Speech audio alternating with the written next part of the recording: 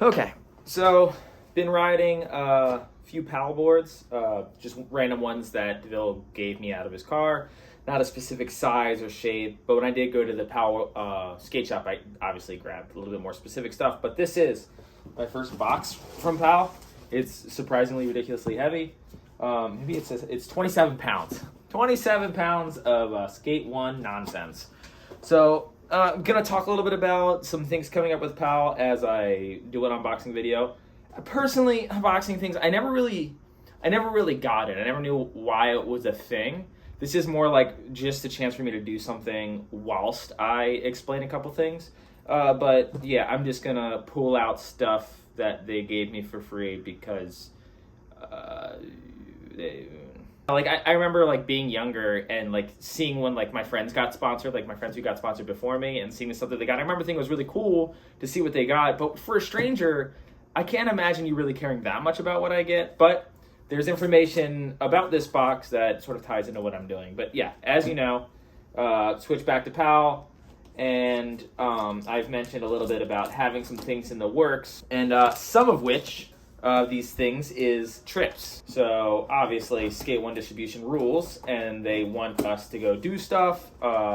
So we are going to do just that. We will be doing possibly well, you know what? I'm not going to be able to say exactly where we're going, but we're going places this year. The main reason I want to show you what I got in this box is because it's sort of surrounding this thing that I've hinted at a couple times, and that's designing my own board, which was one of the things that was brought up when I was coming back to PAL. Was like, you know, I would love to design my own board, and I guess, you know, they greenlit me getting a board, I guess. You know, I'm not going to sit here and be like, I'm definitely turning pro, but seems like I'm definitely turning pro for PAL Peralta, which is really rad. Through Block, obviously, you know, I mentioned in another video, in fact, I made a video about it, they did want to give me a board.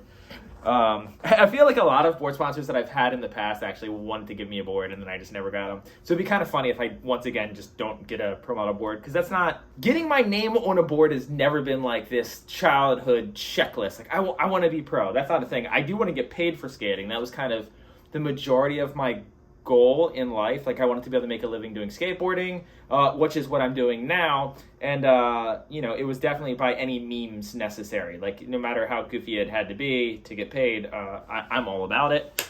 And that's kind of how I got here. But back when I first started, the only real way to do that was to either work for a skateboard company, which, you know, having a boss like that isn't always the best, or, you know, becoming a established pro skater, which I learned pretty early on wasn't going to happen for me. But I'm in this world now, and this world is very nice. Before we get into what is in this box, we're gonna get into what I was riding last. So, as some of you know, I ride 8.5. I've been riding 8.5 for a long time. At one point in time, I was riding like an 8.83, like a really random size creature board that I could find. But I was 8.25 for a super long time, then went to 8.5, then 8.25, then bigger, then like 8.83 or whatever, then back down to 8.5, then 8.25. And the majority of the reasons that the reasons that I switched was because that's just what I had access to, was those sizes. Like, my sponsor at the time, whoever it was at the time, would sell out of the size that I wanted to ride, and they would just send me the wrong size or the only size that they had left. Luckily for PAL Peralta, they have an infinite amount of different shapes and sizes, and they never run out of anything for the most part, except for flight decks, Andy Anderson boards. I take that back. They run out of everything all the time, but they have a huge stock, and you don't have to wait very long for them to get another one. They have more than one warehouse. It's awesome. But this McGill board, which will now be my curb board because of the size and shape and stuff like that, was what I was riding. It's what I was riding at Woodward, and the reason for it wasn't because I wanted to skate a 9-inch board. It was more so because of the tail. This tail right here, this square boy, absolutely rad. And you might be thinking, Dan, I thought you liked big noses, not big tails, because it looks like the nose on this is not non-existent, but pretty small. You're right. That's why I was skating this board backwards. I was skating, this is the nose, this is the tail, unless I was doing some sort of blunt or tail slide trick. Which is not really any footage of me skating it because I was pretty much hurt the entire time that I was fucking around with this thing. But yeah, it wasn't like I'm going to really skate this thing. I was recovering and cruising around, and I wanted to get a feel of what, if I could design a board, what would it be like? And me, I've always liked those sort of squared noses. I know that like the hockey FA camp has a shape that's like that. I don't know if it's all of them, but I've seen some of them.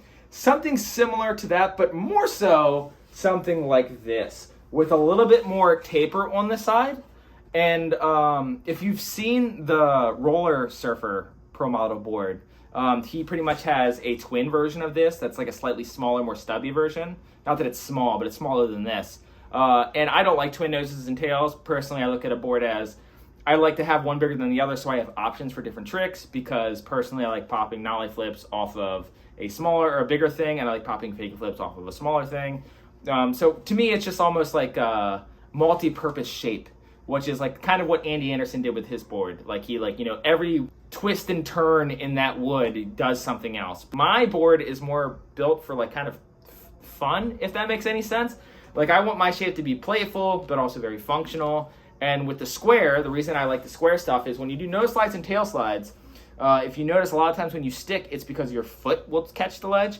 And if it's square and wider, there's there's more surface for your foot to stay on, not dragging on the ledge. And that sounds absolutely incredible.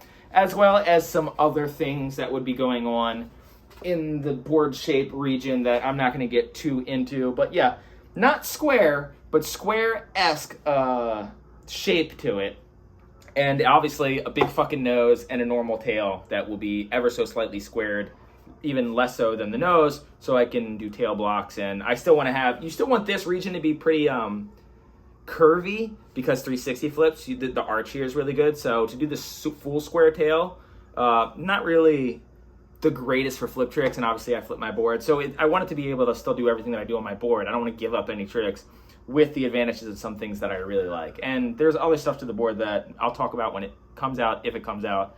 But here's the other thing. So this is a 9. I just was riding 8.5 today, and the board felt literally like a twig. So that was pretty rad. But these are what I'm trying out next to get a better feel for my board, because obviously I want to try a bunch of things before I make any permanent decisions. And that's this board. This is a flight deck. This is a 875 flight deck. That is not a small board. 875 to me seems like a very good size for me to be moving to, not just to see if I want my board to come in a bigger size, which I think I do, but I personally think so far in my head I want it to be between 875 and 8.5, which is not a very common size to find, but in my mind it's really good because it allows you to get the 159 trucks that will slightly stick out on the edges instead of having it like completely lap over, but that's neither here nor there. You learn when you switch board sizes that like when I used to ride 775 and I didn't have a board and I won a contest and it was an 8, I remember thinking this thing's a boat, but you get used to it right away.